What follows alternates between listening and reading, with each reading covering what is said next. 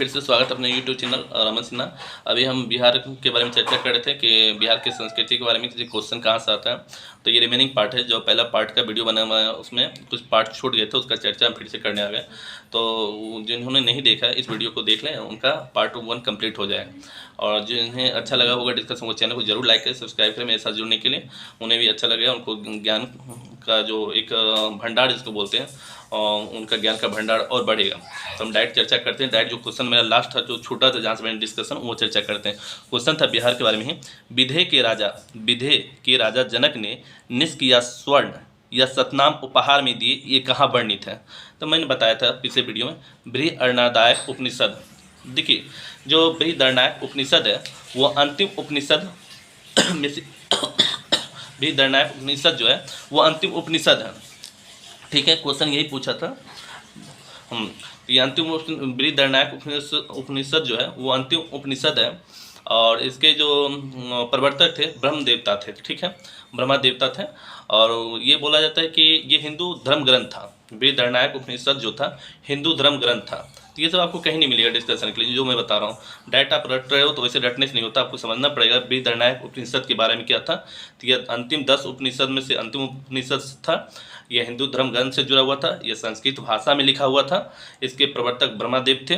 ठीक है, बृहदारण्यक उपनिषद के बारे में बता रहा हूँ, और ब्रह्मा थे, और इसके जो लेखक थे वो ऋषि थे। ठीक है, फिर नेक्स्ट क्वेश्चन चलते हैं। ये पूछा है, सियर उल मुताखरिन के लेखक, सियर उल मुताखरिन की रचना किसने की? तो गुलाम हुसैन तब्तबाई। पूछा है बहुत बार, प्रीवियस क्वेश्चन का डिस्कशन एनालिसिस कर रहा हूँ, बहुत बार पूछा है कहीं भी, तो फिर से याद कर लेंगे। सियर उल मुताखरिन की रचना किसने की? तो इसका आंसर क्या होगा? गुलाम हुसैन तब्तबाई। ठीक है, तो इसमें कोई चर्चा करने के लिए ये नहीं कि हम किसी वर्ड को लेकर चर्चा कर सकते हैं। इसमें तो डायरेक्ट आपको आंसर याद करना पड़ेगा। जहाँ हमें लगता है जिस फैक्ट के बारे में बताने के लिए, उस फैक्ट को हम डिटेल से बता रहे हैं। फिर आपसे पूछा है कुछ रचनाएं हैं जो याद कर लीजिएगा, जैसे अफसानाए जहाँ के लेखक शेख कबीर, ये याद कर लीजिएगा। वाक़यात मुस्ताक़ी के लेखक रज़िकुल्लाह, वाक़यात मुस्ताक़ी के लेखक रज़िकुल्लाह। फिर नेक्स्ट पूछा है तारीख़ शेरशाही के लेखक अब्बास सरसानी।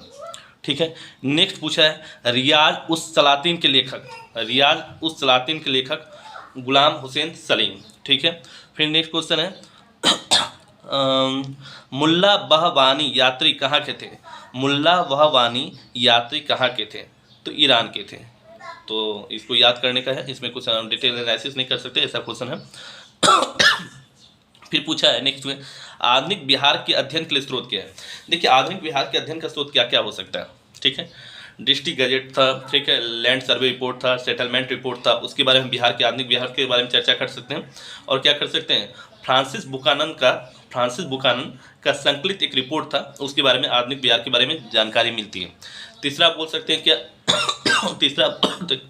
फोर्ट विलियम का इंडियन हाउस कॉरस्पॉन्डेंस सीरीज था, जिसमें आधुनिक बिहार की चर्चा मिला है। तो आधुनिक बिहार की जानकारी के बारे में कहाँ कहाँ चर्चा मिल सकती है? फ्रांसिस बुकानन का संकलित एक रिपोर्ट है, संकलन किया हुआ रिपोर्ट है, वहाँ से जानकारी मिल सकता है आधुनिक बिहार के बारे में। ठीक है, उसके बाद क्या district gazette, land survey, settlement report से जानकारी मिल सकता है। तो इस प्रकार आधुनिक बिहार के बारे में जानकारी मिल सकता है। फिर पूछा नेक्स्ट, कौटिल्य के अर्थशास्त्र में किस पर प्रकाश डाला गया? देखिए, कौटिल्य का अर्थशास्त्र पे राजनीतिक पहलू पर प्रकाश डाला गया। बिहार स्पेशल के लिए कौटिल्य के अर्थशास्त्र पर किस पर प्रकाश डाला गया? बिहार के राजनीति पे। ठीक है, फिर नेक्स्ट डायरेक्ट क्वेश्चन चलता है। फिर देखिए, वही क्वेश्चन है जो पहले वीडियो में मैंने काफ़ी डिटेल से बताया था, यहाँ चर्चा कर सकते हैं। आप लोग रटते हैं, लेकिन इसको रटना नहीं, हम समझाते हैं कैसे। देखिए, क्वेश्चन पूछा, अपसड गया से प्राप्त एक मंदिर का भगवान अवशेष प्राप्त हुआ है, इसके दीवारों पर किसका चित्र अंकित है? तो हमने फिर से क्वेश्चन सुन लेंगे।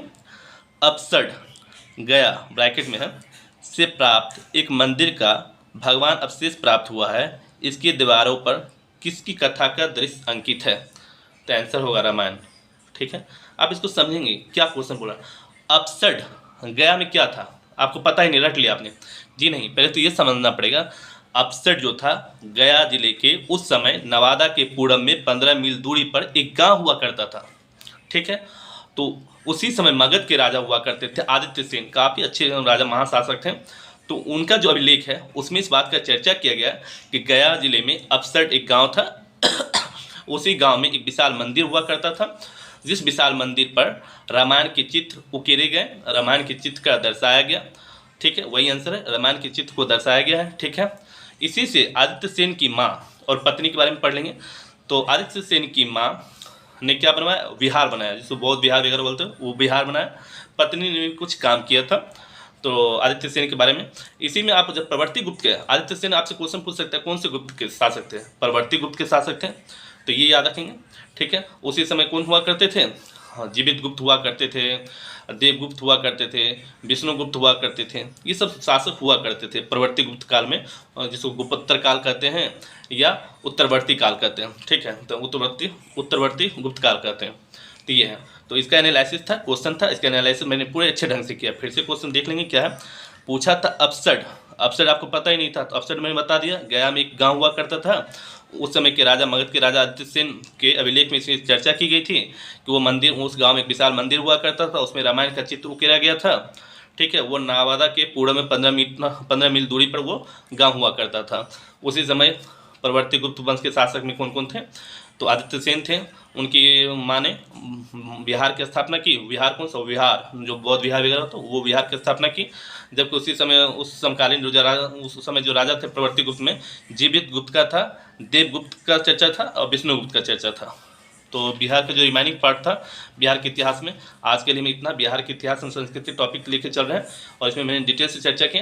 जिनका भी बिहार स्पेशल में बिहार सचिवालय का एग्जाम हो, वो जरूर वीडियो देखें और खुद अपना आकलन करें कि उनका जीएस को समझने में कहाँ क्या प्रॉब्लम हो रहा है। अगर कुछ प्रॉब्लम हो रहा है तो वो कमेंट सेक्शन में मुझे बताएं, मैं उन्हें हेल्प करूँगा। और बिहार स्पेशल पढ़िए, बिहार स्पेशल पढ़ के आप बिहार सचिवालय निकाल सकते हैं, बिहार का कोई भी कंपटीशन एग्जाम निकाल सकते हैं, बीपीएससी का एग्जाम निकाल सकते हैं। ये खास करके जो वीडियो मैं बना रहा हूँ खासकर बीपीएससी वालों के लिए और बिहार सचिवालय वाले के लिए। तो आप लोगों को कैसा लगा कमेंट करके बताइए कि मैंने कैसे पहला वीडियो में कैसे एनालिसिस किया, कैसे मैंने बताया। तो आप कमेंट करके बताइए। अच्छा लगा तो कमेंट कीजिए, लाइक कीजिए, सब्सक्राइब कीजिए। थैंक यू आज के लिए।